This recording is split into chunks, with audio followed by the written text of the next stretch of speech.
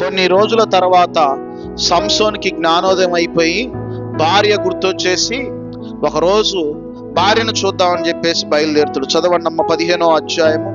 కొన్ని దినములైన తర్వాత గోధుమల కోత కాలమున సంసోను మేకపిల్ల ఒకటి తీసుకొని తన భార్యను చూడవచ్చి, అంతఃపురంలో ఉన్న నా భార్య యొద్దకు నేను పోదామనుకునగా ఆమె తండ్రి లోపలికి అతనికి వెళ్ళనీక, నిశ్చయముగా నీవు ఆమెను ద్వేషించుననుకొని నీ స్నేహితునికి ఆమెను ఇచ్చితిని. హల్లెలూయా.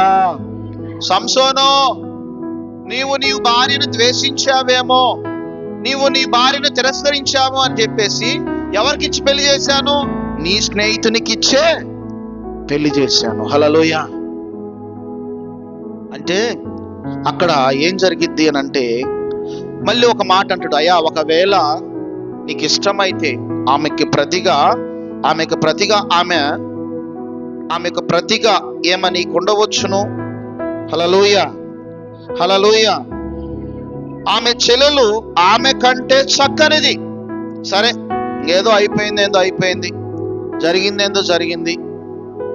మరి ఆమె కంటే చిన్నదుంది చెల్లెలు, ఒకవేళ నీకు ఇష్టమైతే ఆమెనిచ్చి వివాహం చేస్తా అన్నప్పుడు సంసోను తీవ్ర బాధలో, అవమానాల్లో బాధకు గురైపోయి అక్కడి నుంచి వెళ్ళటం జరుగుతుంది.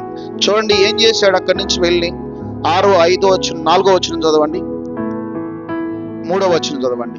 అప్పుడు సంసోను, నేను ఫిలిష్తీయులకి హాని చేసిన ఎడల వారి విషయంలో నేనిప్పుడు నిరపరాధనై ఉందునని వారితో చెప్పిన. హల్లెలూయా. ఇదిగో, నేను ఫిలిష్తీయులకి హాని చేసినా కానీ నేను నిరపరాధిని. ఎందుకో తెలుసా? నేను ఎవరికి ఏ అన్యాయం చేయలేదు. నాకే ఫిలిష్తీయులకు అన్యాయం చేశారు. నా భార్యని వేరే వాడికి ఇచ్చి పెళ్లి చేశారు.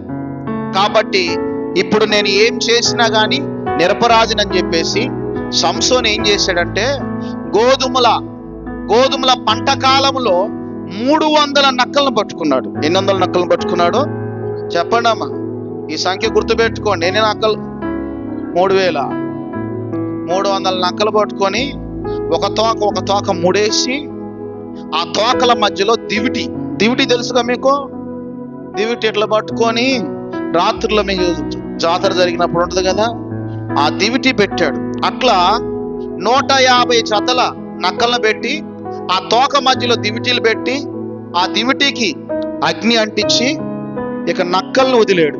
ఎక్కడికి వదిలాడంటే గోధుమల పంట మీదకి, గోధుమల చేను మీదకి వదిలితే పంటంతా కాలి పాడైపోయి పంట మొత్తం కూడా నష్టమైపోయింది.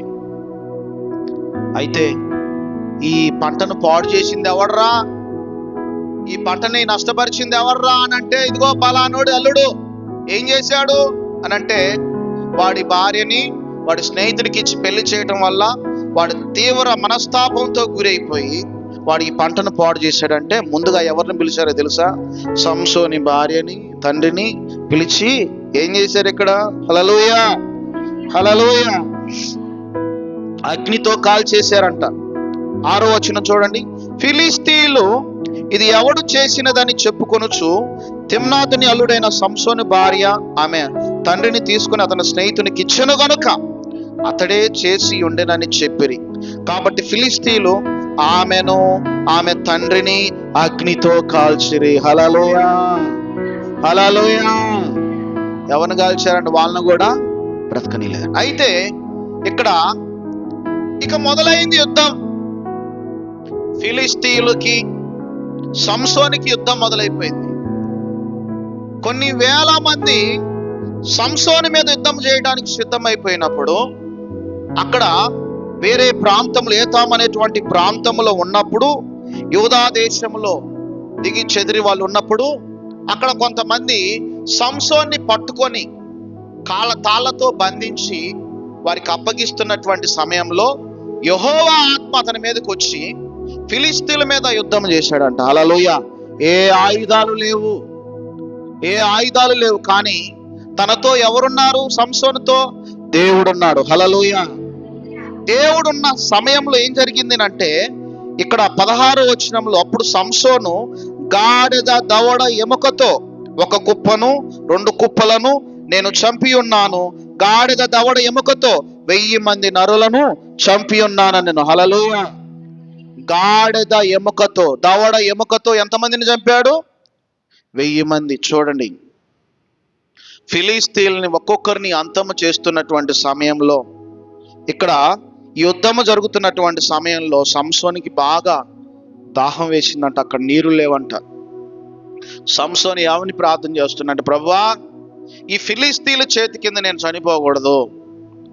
యుద్ధము చేయటానికి దేవుడు నువ్వు శక్తినిచ్చావు, కానీ ఇప్పుడు నాకు నీరు అవసరం అని అంటే, భూమిలో నుంచి దేవుడు నీరు ఇచ్చాడంట.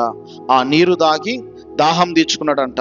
అయితే ఆ ఫిలిస్తీయుల దినములో 25 ఏళ్ళు ఇజ్రాయేలుకు న్యాయాధిపతి అయి ఉన్నాడు. ఎవరున్నారు? సంసోను. హల్లెలూయా. ఎవరి పక్షాన ఉన్నాడు సంసోను? ఇజ్రాయేల్ పక్షాన 20 సంవత్సరాలు వారి పక్షాన యుద్ధము చేశాడంట. బాగానే ఉంది. దేవుని ప్రణాళిక ఏందనంటే, ఫిలిస్తీయుల చేతిలో నుంచి ఇజ్రాయెల్ కాపాడటం కోసమే తను పుట్టించాడు. ఫిలిస్తీయుల చేతిలో అంటే ఇజ్రాయెల్కి శత్రువులు ఎవరంటే ఫిలిస్తీయుల చేతిలో నుంచి ఆయన విడిపించడానికి దేవుడు పుట్టించాడు.